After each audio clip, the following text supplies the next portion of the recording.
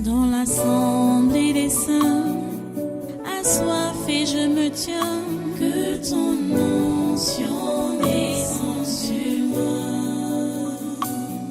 Conscient que mon destin est dans le creux de ta main, que ton onction descende sur moi. Je suis disposé, assoiffé, que ton onction descende sur moi. Je suis disposé, assoiffé, que ton onction descende sur moi.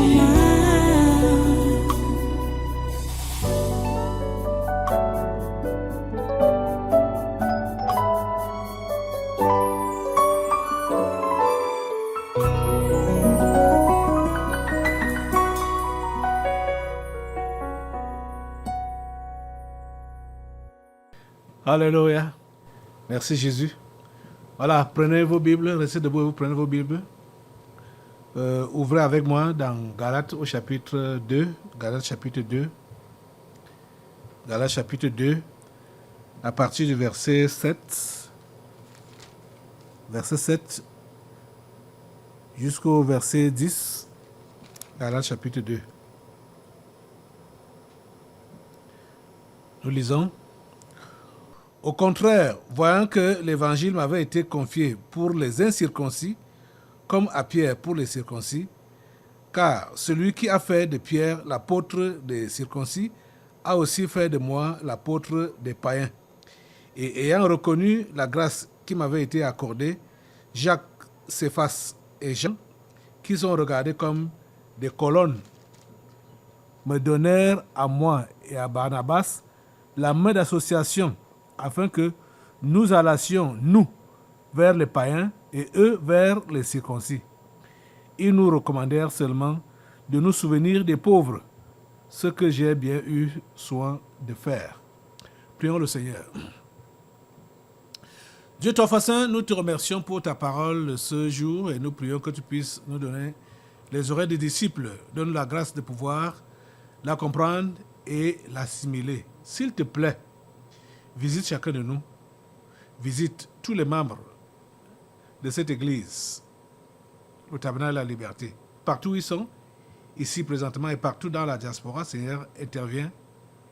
Donne-nous de comprendre ta parole et de la mettre en pratique. Au nom puissant de Jésus, nous avons prié. Amen, amen. Voilà, prenez place. Et une fois de plus, soyez les bienvenus à ce congrès national de ce 15 août 2024. Les amis, aujourd'hui, indépendamment du thème général sur lequel nous nous appuyons, du moins nous sommes en train de développer depuis un certain temps, parlant de la vie chrétienne normale, bon, on a intercalé avec le combat pour la foi chrétienne. Oui, le combat pour la foi chrétienne. Je crois que l'intervention d'aujourd'hui est une intervention de circonstance par rapport à tout ce que nous avons remarqué à l'Église ces derniers temps et nous voulons mettre de l'ordre. C'est mieux que nous puissions aller directement comme ça pour éclairer les lanternes de plusieurs qui sont assombries ou qui ne voient pas clairement comme il se doit. C'est pourquoi je vais prendre la parole aujourd'hui. Peut-être dimanche, on va continuer. Je vais continuer à vous expliquer. Nous avons un ministère. Nous avons une vision. Et c'est comme ça que Dieu a fait avec tous les gens qu'il a appelés en mission. Aujourd'hui, la mission est unique. C'est de prêcher l'évangile, la bonne nouvelle de notre Seigneur Jésus-Christ. Et Dieu a pris le soin de mettre chacun à une place particulière. C'est la raison pour laquelle vous êtes interpellés à ne pas vous disperser, à ne pas vous distraire, à suivre la vision qu'on vous donne. Parce que le Seigneur m'a appelé. Je vous ai évangélisé. Vous vous êtes convertis. Maintenant, il faut que vous puissiez faire le relais. Vous êtes en train de comprendre? Il faut que vous puissiez faire le relais de ce qui vous est enseigné. Travaillant dans le cadre de ce ministère. Quand on fait les communiqués tels que ce qui se fait là, vous avez suivi ma course aujourd'hui, je me demandais même dans quel but on fait même tous ces communiqués. Les gens ne comprennent même pas. Les gens ne comprennent pas. Les gens ne comprennent pas. Quand on vous dit de ne pas vous connecter aux différentes prêches, aux différentes révélations, machin, tout ça là, vous ne comprenez pas. Et peut-être on va dire que voilà, il y a trop d'interdits dans l'église, il y a tout. Non! C'est pour vous canaliser. C'est pour vous canaliser. Nous avons une mission. Et il faut que nous puissions accomplir cette mission-là correctement.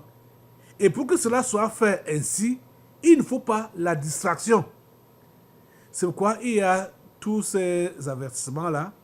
Donc, maintenant, il faut donc que je puisse vous montrer les raisons bibliques. Parce que nous n'avons pas un autre livre que celui-ci. Ce livre que j'ai devant moi, la Bible, c'est elle qui nous dirige. C'est elle qui nous enseigne, qui nous conduit.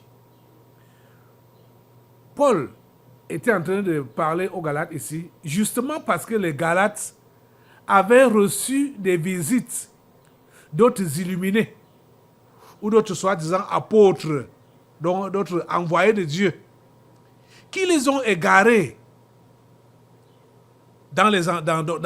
avec d'autres enseignements.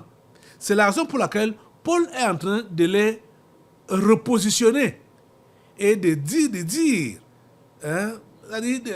ce que Dieu lui a confié comme mission, pour qu'il comprenne qu'il n'invente pas. Ici, nous comprenons bien que chacun a une mission particulière. Il dit par exemple au verset 8, qu'on a lu là tout à l'heure, on a lu du verset 7 au verset 10, Galates 2, car celui qui a fait de Pierre l'apôtre des circoncis a aussi fait de moi l'apôtre des païens. Ceux qui sont réellement appelés par Dieu là, chacun a une mission. Vous allez voir, en ce qui concerne même Paul et Pierre, Dieu a appelé Paul pour les païens. Bon, quand on parle des païens, les non-juifs, je veux dire les non-juifs. Païen veut dire aussi non-juif. Et Pierre était appelé pour les juifs. Ce qui fait que quand il est arrivé que Pierre a rendu visite à Paul, parmi donc les non-juifs, il était en train de manger. Il était en train de manger avec les non-juifs. Et un autre apôtre, c'était qui? Un autre apôtre, je vais lire même, c'est Jacques. Jacques, le frère de Jésus, a envoyé des gens là-haut, dans le champ de mission de Paul. Et en ce temps-là, Paul avait reçu la visite de Pierre. Pierre, comme il n'était pas appelé pour les païens, donc les non-juifs, quand les envoyés de Jacques sont arrivés, il était en train de manger avec les non-juifs. Or, Moïse avait interdit que les juifs mangent avec les non-juifs. C'était interdit. Pourtant, quand Jésus est venu, Jésus a brisé cette barrière-là. Et qu'il n'y a plus de juifs, il n'y a plus... Non, que tout le monde doit... tous doivent être un, les croyants. C'est en Jésus qu'on s'unit maintenant là. Ce n'est plus par rapport à la loi, par rapport à Abraham et ainsi de suite. Bon, je vais peut-être continuer à lire un peu. Galates chapitre 2, vous partez là. Galates chapitre 2, à partir du verset 11. Il dit, mais lorsque Céphas vint à Antioche, je lui résistai en face parce qu'il était répréhensible. Souvenez-vous que Céphas qui est Pierre, c'est Céphas qui est Pierre, hein? Il a cru avant Paul et il était l'aîné de Paul. Lui, il a marché avec Jésus. Il a touché Jésus. Il a mangé avec Jésus. Il s'est frotté à Jésus. Mais Paul n'avait pas vu Jésus physiquement. Non. Paul a seulement cru en Jésus, comme toi et moi nous croyons maintenant là, sans le voir. C'est vrai qu'il a eu une vision où Jésus lui parlait, lui demandant pourquoi il était en train de le persécuter. Ok. Verset 12. En effet, avant l'arrivée de quelques personnes envoyées par Jacques, il mangeait avec les païens. Et quand elles furent venues, il s'esquiva et se tint à l'écart par crainte des circoncis. Vous voyez? Donc, Céphas, qui est Pierre, a usé d'hypocrisie en public. Pourquoi? Parce que ce n'était pas son appel d'évangéliser les païens. Déjà, même quand il était allé dans la maison de Corneille, il a reçu les menaces des autres frères en Christ qui étaient encore attachés à la doctrine de Moïse, à la loi. Vous comprenez ça? Il s'esquiva et se tint à l'écart par crainte des circoncis. Avec lui, les autres juifs usèrent aussi de dissimulation.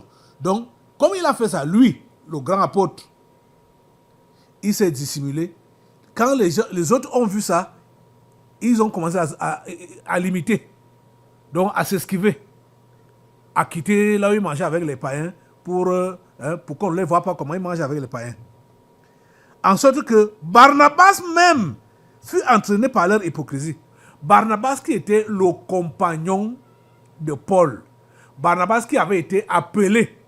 Oh mon Dieu. Vous lisez dans Actes au chapitre 13, vous allez voir que le Saint-Esprit avait appelé Barnabas et Paul spécifiquement à demander qu'on les mette à part pour qu'il fasse son œuvre, l'œuvre de Dieu.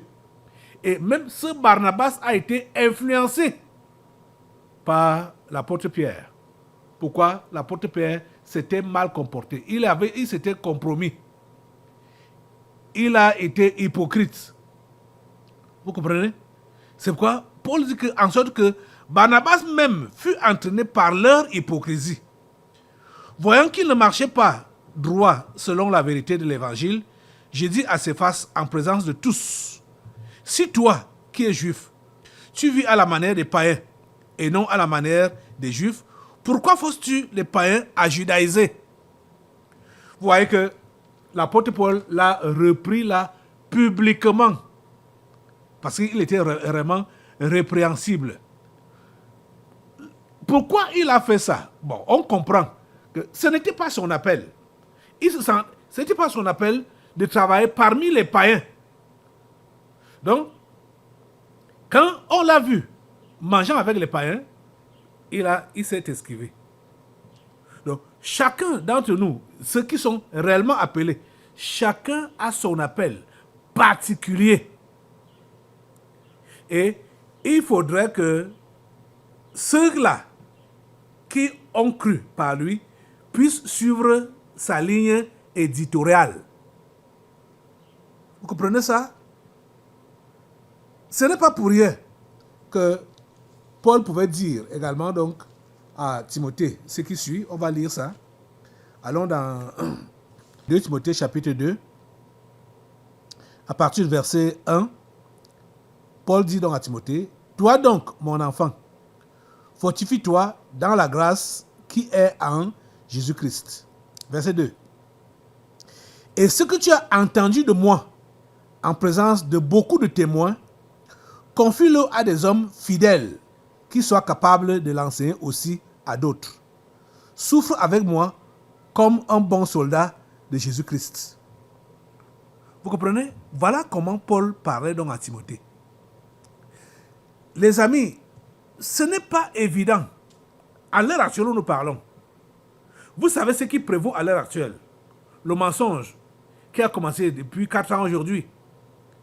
Il n'y a pas un autre serviteur de Dieu qui parle haut et fort et qui condamne haut et fort comme je le fais.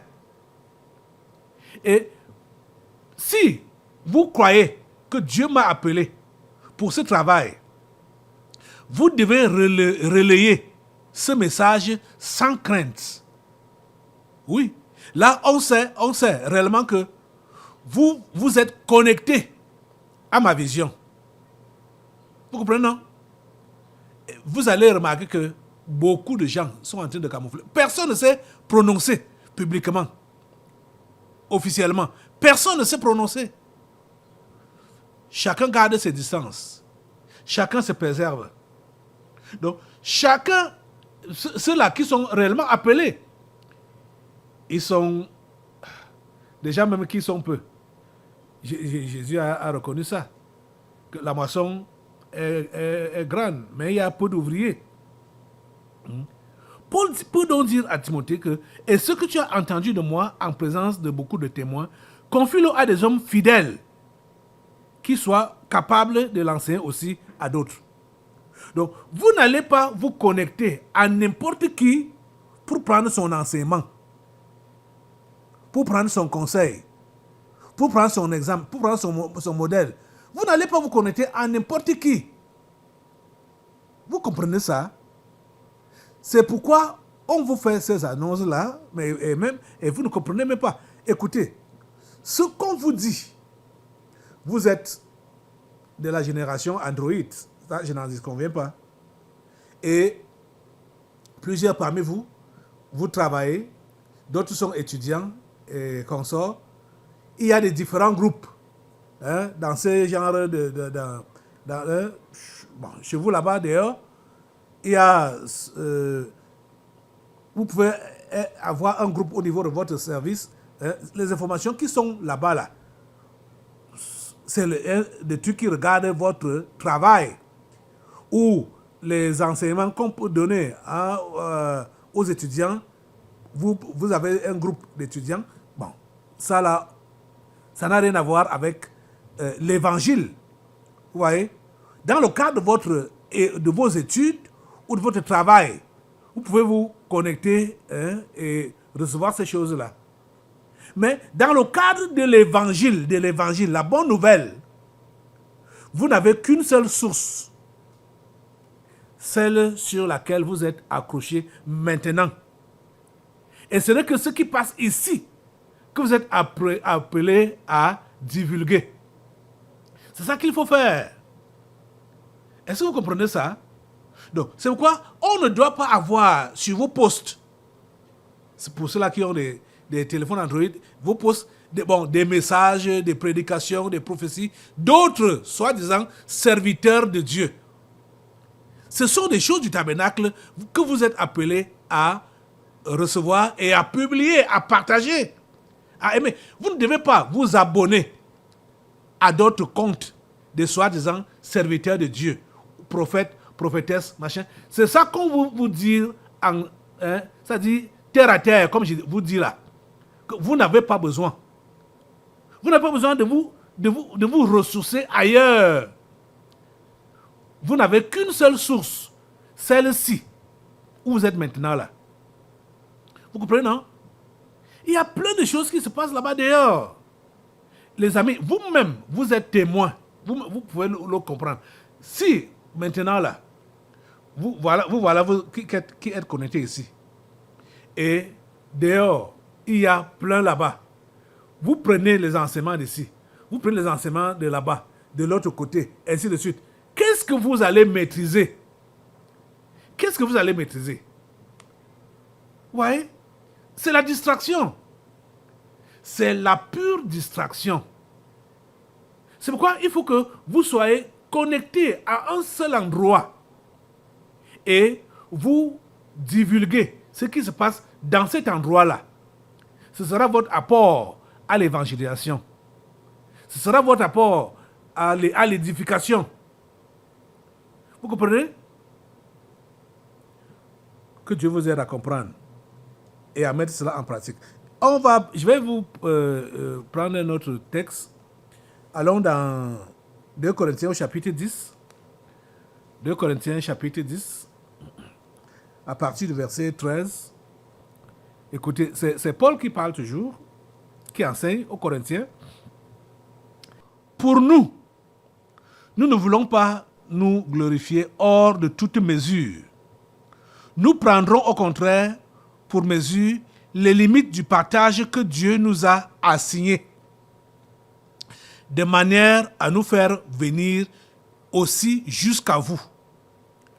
Nous ne dépassons point nos limites, comme si nous n'étions pas venus jusqu'à vous, car c'est bien jusqu'à vous que nous sommes arrivés avec l'évangile de Christ. Ce n'est pas hors de toute mesure, ce n'est pas des travaux d'autrui que nous nous glorifions, mais c'est avec l'espérance, si votre foi augmente, de grandir encore davantage parmi vous, selon les limites qui nous sont assignées, et d'annoncer l'évangile au-delà de chez vous, sans nous glorifier de ce qui a été fait dans les limites assignées à d'autres. Vous comprenez? Des limites assignées à d'autres. Chacun a ses limites. Chacun a sa portion. Chacun a son champ d'action. Vous comprenez? C'est comme ça que Dieu a voulu que les choses soient. Vous voyez qu'un apôtre comme Pierre, qui a été courageux à donner le premier message après la descente du Saint-Esprit, a converti des milliers de personnes, quand il est allé dans un champ d'autrui, dans le champ de Paul, vous voyez qu'il a oublié la chrétienté. Il a oublié que la chrétienté n'était pas hypocrite, qu'on ne devait pas être hypocrite. Il a oublié ça. Ça l'a échappé. Qu'il ne fallait pas user d'hypocrisie, de dissimulation. Mais directement, dès qu'il voit les envoyés de Jacques, il quitte là où il était, mangeant avec les païens, il quitte. Il s'esquive. Et directement, beaucoup de gens l'ont suivi, même celui qui était avec Paul, du nom de Barnabas. Donc, presque, ça dit, vous voyez que le geste de Pierre, en même temps, a fait rétrograder une grande partie, je crois, c'est tout le groupe. C'est-à-dire ceux qui étaient là, si c'était le dîner ou le souper ou c'était quoi, tout le monde a rétrogradé. Pourquoi? Parce que Pierre avait rétrogradé. Pierre a dévié. Donc vous voyez ce que ceux qui sont considérés comme des dirigeants, quand ils dévient, c'est facile que tous ceux-là qui leur font confiance puissent dévier avec eux. Quand ceux qui sont à la tête dévient. Vous voyez, directement, il faut que vous compreniez ce que j'ai dit là. On dit que, mais lorsque Céphas vint, je suis reparti dans Galates au chapitre 2, à partir du verset 11. Mais lorsque Céphas vint à Antioche, Céphas c'est Pierre, je vous le redis, je lui résistais en face, parce qu'il était répréhensible. En effet, avant l'arrivée de quelques personnes envoyées par Jacques, il mangeait avec les païens. Et quand elles furent venues, il s'esquiva et se tint à l'écart, par crainte des circoncis. Avec lui, les autres juifs usèrent aussi des dissimulations, en sorte que Barnabas même fut entraîné par leur hypocrisie. Vous voyez, c'est-à-dire, comme Pierre, c'est lui qui était considéré comme la colonne, le chef des apôtres. Dès qu'il a fait ce geste-là, tout le monde l'a suivi. Tout le monde l'a suivi. Vous voyez? C'était la régression totale. Là, heureusement que Paul était là pour remettre de l'ordre, le réprimander devant tout le monde.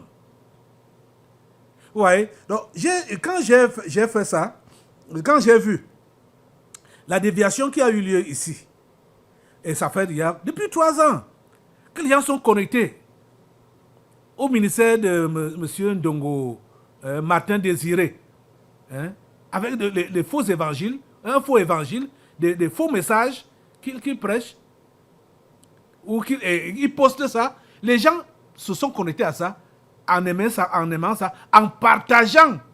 Oh mon Dieu, en partageant ça. Je me suis opposé à ça quand j'ai découvert publiquement, au point où même papa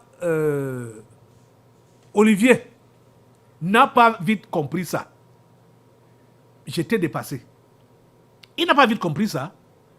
Quand j'ai dit que je reprochais surtout la plateforme communication, parce que eux qui sont chargés de lire les articles, de suivre, on dit ça, tout le monde le sait. Donc, ce qui est bien et ce qui est, c'est eux qui sont chargés. Ils n'ont pas été vigilants. Quand je l'ai reproché ici, il a voulu les défendre, se justifier. Je suis resté tranquille, mais j'ai continué sur ma ligne pour faire comprendre que c'est eux qui ont tort, qui ont fait que l'Église s'embourbe dans dans un faux évangile. J'ai continué à insister parce que je savais que c'est ça. Et finalement, le 13 août, il a écrit pour reconnaître cette erreur-là. Parce que c'est d'autres personnes de la communication qui se repentaient, qui m'écrivaient pour se repentir, comme David Arnaud, comme la maman là, Élise. C'est eux qui se repentaient. Mais lui qui est le chef de la communication, il n'avait pas encore compris. Il n'a pas encore compris qu'ils n'ont pas été vigilants. Voilà sa lettre. À la suite du fourvoiement d'une frange de l'Assemblée des fidèles du Tabernacle de la Liberté dans le faux évangile enseigné par M.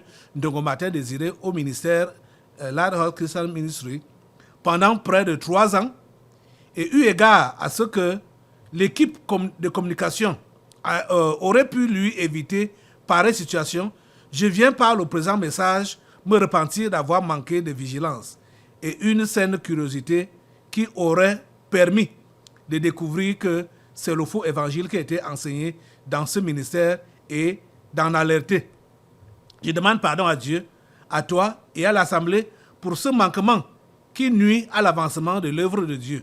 Je m'engage en revanche à assumer mes responsabilités à l'avenir avec discernement, vigilance et une saine curiosité afin de savoir protéger à l'avenir l'Assemblée des fidèles de l'Église de Dieu en comptant sur la grâce de Dieu. Je me repens par ailleurs d'avoir usé d'un ton violent pour répondre à une question que tu m'as posée sur le sujet. Je demande pardon à Dieu, à toi et à l'Assemblée qui l'a certainement remarqué. C'était au cours des délivrances prophétiques le jeudi 8 août 2024. Je prie que l'Esprit de Dieu me soutienne dans la gestion quotidienne de la responsabilité qui est la mienne dans l'Église de Dieu pour le salut des masses, surtout en ce temps crucial de la fin. Finalement, il a compris. Et j'espère vraiment que c'est du fond de son cœur. Parce qu'il n'y a pas d'excuse à donner à cela. Ça a duré 3 ans. Ça a duré. Ça a duré. Hein? Et tout le reste de la communication, ceux qui étaient même, tout le reste des fidèles qui étaient même connectés à cette histoire, n'est-ce pas, il vous arrive que dès que vous découvrez un élément, vous envoyez ça à la communication. Mais comment ça fait pour vous échapper cette fois-ci? Comprenez donc ceci. Vous n'avez pas besoin de liker ou de vous abonner ou de devenir... Je sais que ça se passe même encore comment, avec les histoires d'Internet là. soit devenir ami ou devenir abonné ou quoi. Je ne sais pas comment ça se passe. Hein. Ça, c'est des choses que je ne connais pas, que je n'utilise même pas. Vous comprenez? Et vous le savez, que je n'écoute pas les informations, machin. Je n'écoute pas, je ne suis pas ces choses-là. Et je vous ai fait entièrement confiance, l'équipe de la communication, que vous allez me tenir informé de tout ce qui se passe là-bas dehors. Vous voyez ça? Je n'ai pas le temps pour mettre mes oreilles, mon attention sur toutes ces choses-là. Je n'ai pas ce temps-là. Vous voyez ça? Donc, que le Seigneur nous aide, et surtout vous aide à comprendre. Nous avons une mission. Il faut que nous puissions accomplir cette mission-là ensemble. Vous comprenez? Nous devons accomplir cette mission-là ensemble. Ne soyez plus distraits. Ne soyez plus distraits. Hein? Il y a des gens, même dans vos différents groupes-là, pour ceux-là qui sont soit des travailleurs ou des étudiants, machin, il peut arriver que vos camarades-là vous envoient des choses des amusements ou des, comment dire, on appelle comment, des distractions. Ça arrive chez vous. Je vous dis, quand c'est comme ça là, si ce n'est pas dans le cadre du travail, vous ne vous arrêtez pas sur ça. Vous effacez ça, vous ne regardez pas ça. Vous effacez ça directement. Vous supprimez ça directement. Et voilà, on m'a fait comprendre que certains parmi vous seraient incapables de se désactiver, de se déconnecter de Monsieur Martin Désiré Ndogo, de son ministère. Et il a même une autre page. Hein. Ce n'est pas seulement là où vous étiez là, à Lighthouse. Il y a un autre truc qui est toujours pour lui. Si vous êtes dedans, je crois que la communication vous a envoyé le message. Ça s'appelle comment?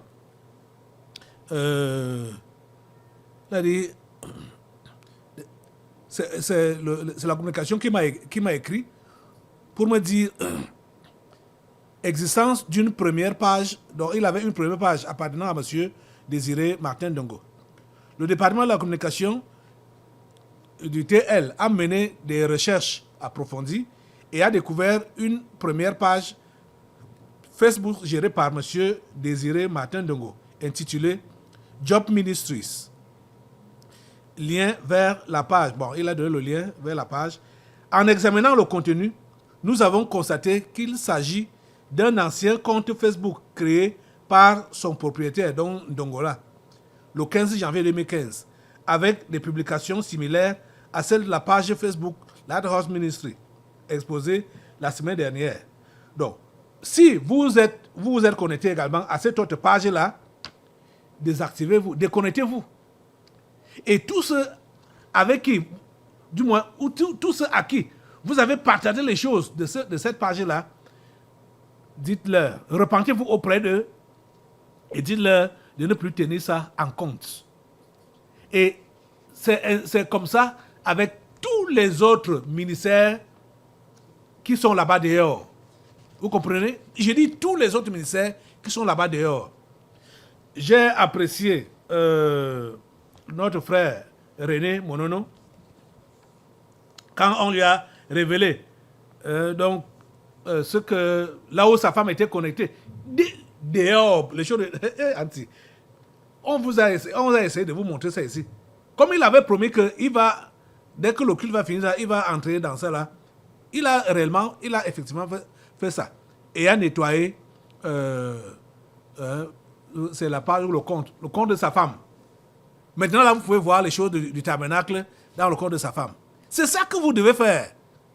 Et je ne sais pas, je me suis dit que bon, comme elle est d'expression anglaise, hein, peut-être elle se sent à l'aise seulement avec les choses, les messages qu'on prêche en anglais. Ce n'est pas un problème.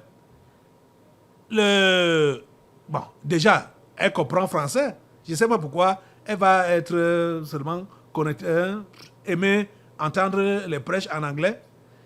Et même, il y a des comptes en anglais ici, dans le ministère, qu'elle peut prendre les messages ce qui est écrit là, pour envoyer à ces gens qui sont donc anglophones, peut-être ne peuvent pas comprendre le français.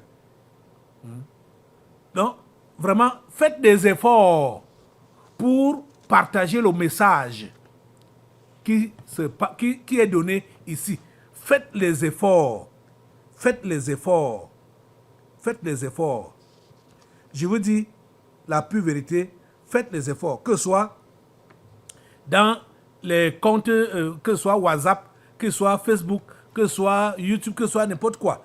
Publiez rien que les choses qui se passent ici, au tabernacle de la liberté. Mais c'est que plusieurs ont la peur dans le ventre pour ne pas se prononcer par rapport aux vérités qui sortent ici là. C'est ça qui fait à ce que plusieurs se tiennent à l'écart. Mais vous servez donc à quoi? Vous servez à quoi? Quand vous allez vous tenir à l'écart, vous ne voulez pas participer. Vous ne voulez pas qu'on sache que le pasteur Caleb est votre pasteur. Vous faites donc quoi ici? Vous travaillez donc comme des ennemis. Vous êtes au milieu de nous comme nos ennemis. Donc vous êtes en train de chercher des failles en nous pour nous pénétrer. Non. Non. Ne faites pas ça. Ne faites pas ça. Vous comprenez ça? J'espère que, je crois que, comme le temps est déjà passé là, je vais revenir ici dimanche pour appuyer encore davantage. Et le frère Monono, avec des interpellations qu'il a connues successivement depuis le 8, depuis quand là? Oui, je crois depuis le 8 août, il m'a écrit pour démissionner du poste de responsable de la cellule de prière de la diaspora. Voilà sa lettre là ici. Il a écrit. Il a compris que la vocation céleste était derrière lui. Et heureusement que c'est maintenant qu'il a compris. Attends, frère Monono, je vais donc te dire maintenant que quand je t'ai écrit et je t'ai dit cette maison n'est pas facile à construire. C'est ça que je voulais te dire. Que la vocation céleste te fait le clin d'œil. Donc c'est ça que je voulais te dire. Depuis là, cette maison n'est pas facile à construire. Finalement, tu as compris. J'espère que tu ne vas pas baisser les bras par rapport à l'engagement pour participer à la cellule. Comme tu vas devenir juste un simple fidèle de la cellule. Déjà, j'ai appelé, dès que j'ai eu ta lettre, j'ai appelé le frère Brice pour lui confier la responsabilité. Et je vais profiter même pour te dire même à tous. Même, je sais que même certains dans la diaspora là sollicitaient que ce soit quelqu'un d'autre. Que la cellule là soit même dirigée à partir de quelqu'un qui est au tabernacle au Cameroun. C'est ce que j'ai voulu faire depuis. Mais, vous savez, je ne bouscule pas. Je laisse les choses se dérouler comme Dieu a planifié. De façon que, quand ça va arriver, tout le monde comprendra que ça a été... c'est Dieu qui a eu à planifier ça de cette façon-là. Donc, à partir de mardi prochain, c'est le frère Brice qui sera votre leader au niveau de la cellule de la diaspora. Je sais que ça soulage plusieurs, puisque je crois que c'est pendant même les délivrances qu'on va aborder d'autres problèmes qu'il y avait là-bas dans la cellule de la diaspora.